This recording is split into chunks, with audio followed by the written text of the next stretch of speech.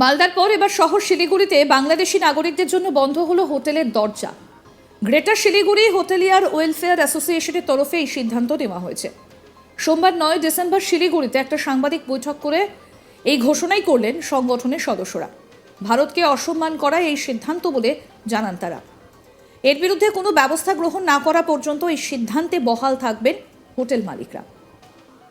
Timber ট্যুরিজমের শহর শিলিগুড়িতে প্রতি বছরই হাজার হাজার বাংলাদেশি নাগরিকরা প্রবেশ করে। ব্যবসা বাণিজ্যের পাশাপাশি চিকিৎসা বা বিভিন্ন কাজের সূত্রে শিলিগুড়িতে আসেন প্রচুর বাংলাদেশি। গত বছর প্রতিদিন গড়ে প্রায় 2000 এবং বছরে প্রায় 25,000 বাংলাদেশি নাগরিকরা শিলিগুড়ির বিভিন্ন হোটেলে ছিলেন।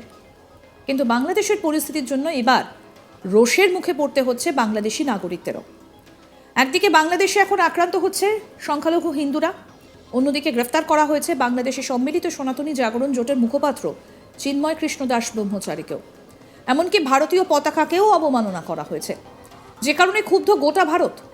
এই বিষয়ে গ্রেটার শিলিগুড়ি হোটেলিয়ার ওয়েলফেয়ার অ্যাসোসিয়েশনের যুগ্ম সম্পাদক উজ্জ্বল ঘোষ জানান, গতকাল ভোটের মাধ্যমে অ্যাসোসিয়েশনের এক্সিকিউটিভ কমিটি সিদ্ধান্ত নিয়েছে যে বাংলাদেশি কোনো নাগরিকদের শিলিগুড়ির কোনো হোটেলে স্থান দেওয়া হবে না।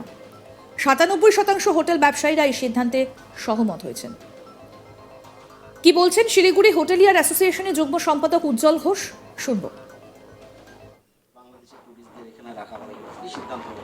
গতকালকে আমরা অ্যাকচুয়ালি গত পরশু দিন একটা মিটিংয়ে আলোচনায় বসি এক্সিকিউটিভ কমিটিতে, এবং সেখানে আমাদের একতরফাই ডিসিশন হয়েছিল যে আমরা বাংলাদেশি ট্যুরিস্ট আমরা রাখতে চাই না। কিন্তু সেই ক্ষেত্রে আমরা এই জিনিসটা আমাদের জেনারেল মেম্বারসদের উপরে আমরা চাপাতে চাইনি। সেই জন্যই আমরা গতকাল রাত থেকেই একটা ভোটিং প্রসেস শুরু করি। সেই ভোটিং প্রসেসটা গত পরশু রাত থেকে শুরু করি। গতকাল আমাদের বিকেল 7টা অবধি সেটা টাইম দেওয়া ছিল, এবং তাতে দেখা গেছে যে আমাদের সিংহভাগ ভোট এই পক্ষে গেছে যে আমরা বাংলাদেশি ট্যুরিস্ট কোনো কিছু হোটেলে, শিলিগুড়ি কোনো হোটেলে রাখতে চাই না। তাতে রেজাল্ট যেটা দেখেছি যে ওভার 90%, আমি 97% টু বি প্রেসাইজ বলছি, 97% অফ হোটেলিয়ার্স যারা বলেছে যে বা স্বীকৃতি দিয়েছে ভোটের মাধ্যমে যে তারা বাংলাদেশি কোনো ট্যুরিস্ট শিলিগুড়ির কোনো হোটেলে রাখতে চান না। এটাই গতকালকে ডিসিশন হয়েছে, এবং সেই প্রেস রিলিজটা আমি আপনাদেরকে দিয়েছি।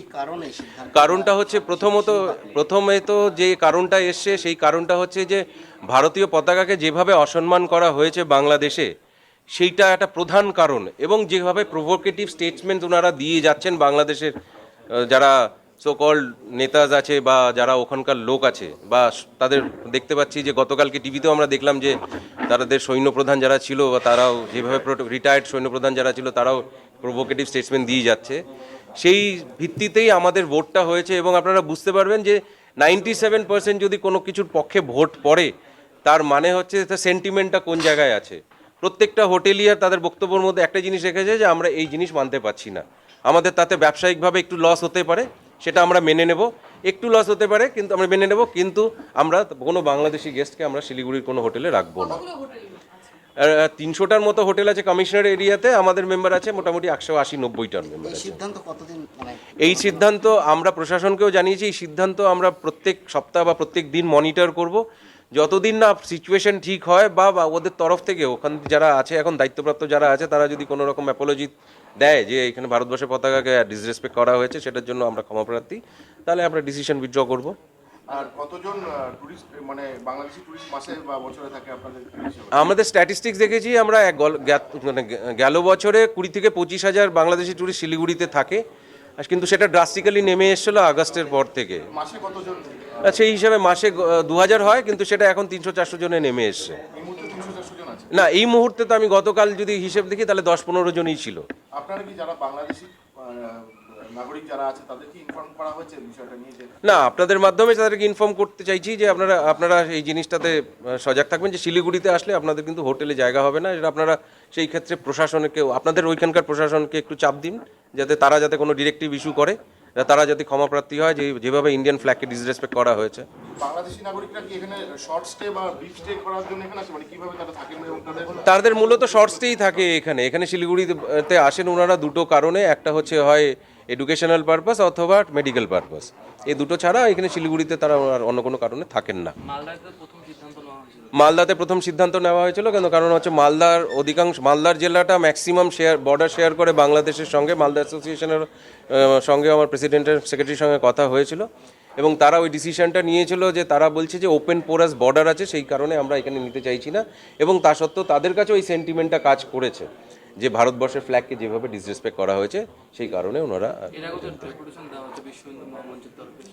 সেটা দেওয়া হয়েছে। বাট আমরা তার আগে থেকেই যখন মালদা শুরু করেছিল তখন থেকেই আমাদের এটা চিন্তা ভাবনার মধ্যে ছিল। হোটেলিয়ার অ্যাসোসিয়েশনের মেম্বার শঙ্কর ব্যানার্জি কি বলছেন শুনবো। कोई नुकसान का सवाल ही नहीं है इसमें। हम लोग को जो एक्चुअली जो परसेंटेज आ रहा है इस हिसाब से हम लोग यहाँ पे उसको हम लोग गिनती भी नहीं पकड़ते भी ये नहीं। हम लोग का जो इंडियन जो टूरिस्ट है हम लोग यहाँ पे दार्जिलिंग गंगटोक सिक्किम जो घूमने आता है उन लोग नहीं आने से भी हम लोग का कोई इफेक्ट नहीं पड़ेगा। इकोनॉमिक से कोई इफेक्ट नहीं है हम लोगों को। हम लोग चाहते हैं जल्दी से जल्दी ये समाधान सुधर जाए। हम लोग नहीं चाहते पड़ोसी देश से हम लोग का ये मैंने दोस्तीदारी ख़राब हो जाए। हम नहीं चाहते मिलजुल के हम लोग रहें, मगर ये चीज़ ठीक नहीं है जो हम लोग का इंडियन फ्लैग को जैसे वो लोग रिस्पेक्ट किए हैं, इस हिसाब से हम लोग को ये ठीक नहीं लगा बोल के हम लोग इसको नहीं मान पा रहे। हम लोग डिसीजन ले लिया हम लोग जो हम लोग इस दिन तक हम लोग जब तक ये तक हम लोग डिसीजन नहीं आएगा फाइनली तब लोग हम बंद रखेंगे। मतलब जितना दिन तक ये जो झमेला है ये क्लियर नहीं होगा तब तक। जी जी जी ये तो एक्चुअली क्या है ना, हम लोगों का देखिए फाइनेंशियल तो हम लोग का देखिए तो ओवरऑल 1-2% तो होते रहता है, उसके लिए कोई इफेक्ट हम लोग का नहीं पड़ेगा। जो सिद्धांत होगा एसोसिएशन थ्रू से जो लिया गया है वो एकदम सही लिया गया है। ये सब लोग हम लोग वोटिंग में करके हम लोग लिया है। चलो भाई जब तक हम लोग का सिद्धांत सही नहीं होगा तब लोग हम लोग बंद रखेंगे। বঙ্গীয় হিন্দু মহামঞ্চের তরফ থেকে কি বলা হচ্ছে, কি বলছেন বিক্রমাদিত্য মণ্ডল শুনবো। मान लिया तो क्या बोलेंगे इसको? देखिए आप सभी को पता है बांग्लादेश का सिचुएशन क्या है। इसको लेकर बंगे हिंदू महामंच लगातार सिलीगुड़ी शहर उत्तर बंगाल जुड़ के जो आंदोलन जारी रखा था, उस आंदोलन के बीच में हम लोग सिलीगुड़ी होटेलियर्स एसोसिएशन को एक डेपुटेशन जमा किए थे, जहाँ पे हम लोग मांग रखे थे कि सिलीगुड़ी में कोई भी तरीके का बांग्लादेशी पर्यटकों को कोई रूम भाड़ा ना दिया जाए, कोई भी परिसेवा प्रदान किया ना जाए।